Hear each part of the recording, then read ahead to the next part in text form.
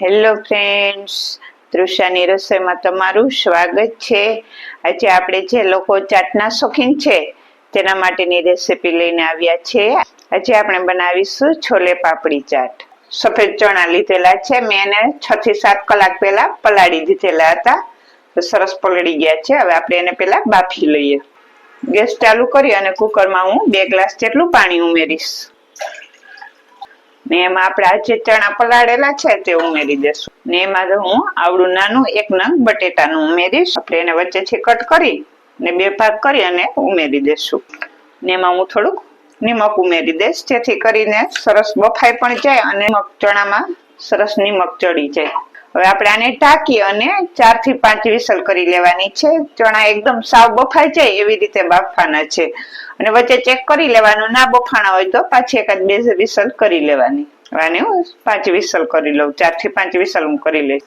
આપણે ચણા બફાય ત્યાં સુધીમાં આપણે હવે પાપડી બનાવી લઈએ। તેના માટે મેં પોણો બાઉલ મેંદાનો લોટ લીધેલો છે। તમે આ લોટ ગમે તેટલો લઈ શકો। આ પાપડી આપણે બનાવી અને સ્ટોરેજ પણ કરી શકીએ, ગમે ત્યારે ચા સાથે પણ ખાઈ શકીએ, એટલે તમારે જેટલી બનાવી હોય તેટલી બનાવી શકો। અહીંયા 1 પોણો બાઉલ મેંદાનો લોટ લઈશ। હું પાપડી થોડી વધારે કરું છું, તમારે જેટલી કરવી હોય તેટલી, તો તમારે અત્યારે ખાવા પૂરતી જ કરવી હોય તો 1 વાટકો મેંદાનો લોટ લ્યો તો પણ ચાલે।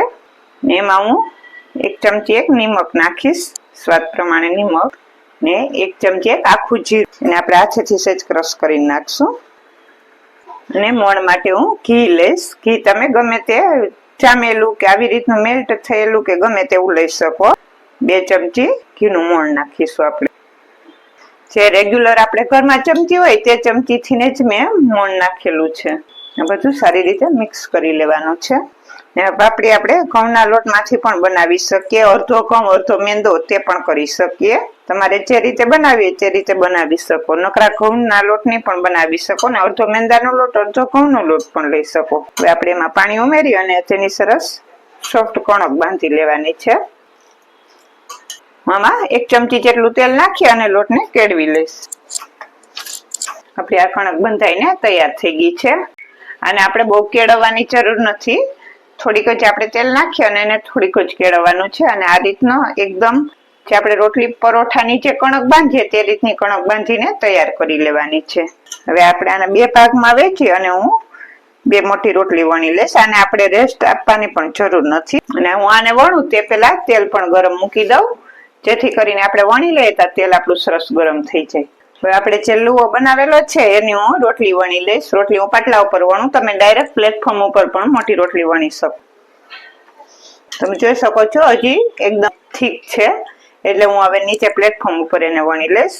આપણે પ્લેટફોર્મ ઉપર વણીશું તો આપણે જેવી વણવી હશે તેવી આછી આપણે વણી શકશું, ને આપણે બહુ આને આછી પણ નહીં અને બહુ જાડી પણ નહીં, તે રીતે વણીને તૈયાર કરી લેવાની છે। અને મેં કાંઈ કોઈ બી વસ્તુ નીચે લગાવેલી નથી, એમનેમ જ વણું છું, તો પણ સરસ ઈઝીલી વણાઈ જશે। તો મેં આ રોટલી વણી લીધેલી છે અને મેં આટલી ઠીક રાખેલી છે, તમે જોઈ શકો છો। બહુ જાડી પણ નહીં અને બહુ આછી પણ નહીં। આપણે આને કાંટાવાળી ચમચીથી કાણા પાડી દેવાના, જેથી કરીને તેલમાં જઈને ફૂલે નહીં। અને પછી આવી રીતનું ગમે તે વાટકી, ગ્લાસ કે આવી રીતનું ઢાંકણું કે ગમે તે લઈ અને આપણે તેની એક સરખી પૂરી બનાવી લેશું।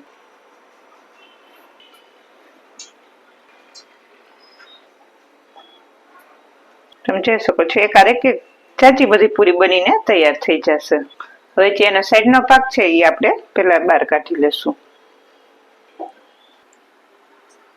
હવે આ પૂરીને આપણે એક ડીશમાં લઈ લેશું। જોઈ શકો છો સાવ પતલી પણ નથી અને સાવ જાડી પણ નથી।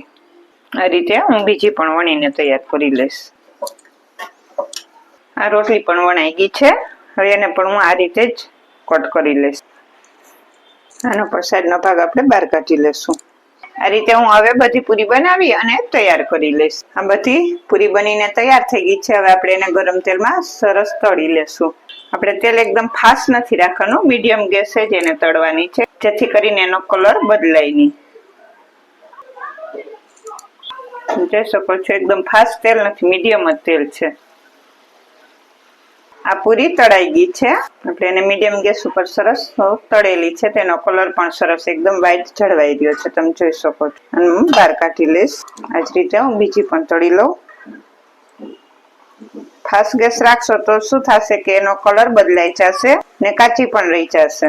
આપણે એકદમ વ્હાઈટ પૂરી બનાવીને તૈયાર કરવી છે. આપણે છોલે બનાવીએ ને ત્યારે આ પાપડી આપણે તળી અને આગળ મૂકી દઈએ તો ફટાફટ બની જાય, કઈ વાર નહીં લાગે. ને આને તમે બનાવી અને 20-22 દિવસ કે મહિનો દિવસ સુધી પણ તમે સ્ટોરેજ કરી શકો, આમાં કઈ નહીં થાય. પૂરી આગળ બનાવી અને પછી ગમે ત્યારે છોલે પાપડી ગમે ત્યારે ખાઈ શકીએ.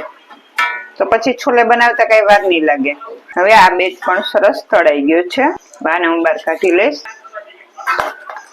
આ રીતે હું બધી હવે તળીને તૈયાર કરી લઈશ. આપણે મીડિયમ તાપે જ પૂરીને તળવાની છે, ફૂલ ગેસ નથી રાખવાનો. તો મસ્ત મજાની પૂરી પણ તળાઈને તૈયાર થઈ ગઈ છે, જોઈ શકો છો. હજી ગરમ ગરમ છે. હું તમને એક તોડીને પણ બતાવું. એકદમ મસ્ત ક્રિસ્પી એવી પૂરી આપણી બનીને તૈયાર થઈ ગઈ. એકદમ ક્રિસ્પી પૂરી બનેલી છે. એકદમ ક્રિસ્પી અને સોફ્ટ એવી પૂરી બનીને તૈયાર થઈ ગઈ છે. ને ચણા પણ સરસ બફાઈ ગયા છે. આ રીતના એકદમ સરસ બફાઈ જાય એવા જ આપણે બાફવાના છે, જોઈ શકો છો. અને બટેટા પણ બફાઈ ગયા છે. બટેટાને આપણે આમાં જ નાખી દેશું ને છૂંદો કરી નાખવાનો છે.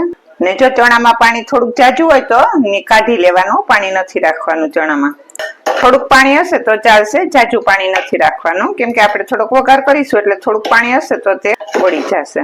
હવે આપણે આનો વઘાર કરી લઈએ. મેં અહીંયા ગેસ ચાલુ કરી અને પેન મૂકેલું છે. એમાં આપણે 2 ચમચી તેલ ઉમેરવાનું છે. આપણે આમાં કઈ તેલની ઝાઝી જરૂર નહીં પડે.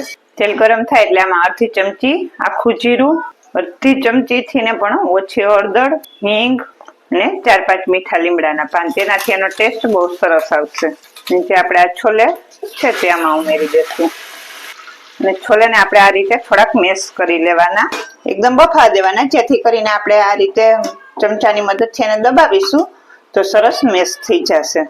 એકદમ મેશ નથી કરવાના, આખા પાખા જ મેશ કરવાના છે. અહીંયા 1 ચમચી લાલ મરચું પાવડર ઉમેરીશ. તીખાશ તમારે જેટલી નાખવી હોય તેટલી નાખી શકો.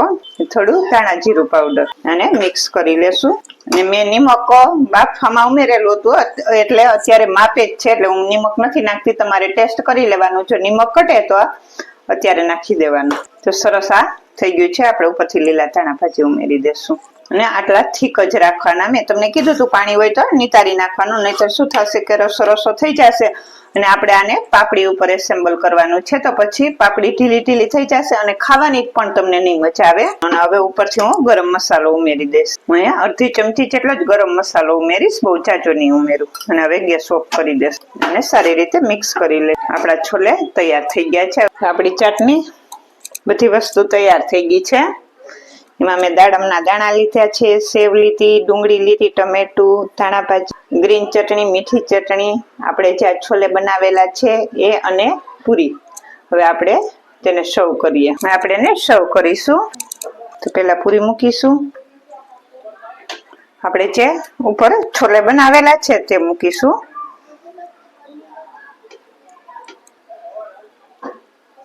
આ રીતે બધી સાઈડ ફેલાવી દેવાનું પૂરીમાં.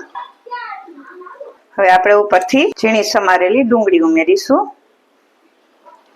પછી ટમેટા ઝીણા સમારેલા, ને ઉપરથી ઝીણી સેવ, ને ઉપરથી ગ્રીન ચટણી ઉમેરીશું. ગ્રીન ચટણીની રેસીપી ઓલરેડી હું તમારી સાથે શેર કરી ચૂકી છું, એટલે આજે નહીં તમારી સાથે શેર કરું, કેમ કે બધું બનાવીએ તો લોંગ વિડીયો થઈ જાય. ને ઉપરથી આ મીઠી ચટણી ખજૂર આંબલીની, ને ઉપરથી દાડમના દાણા ઉમેરીશું.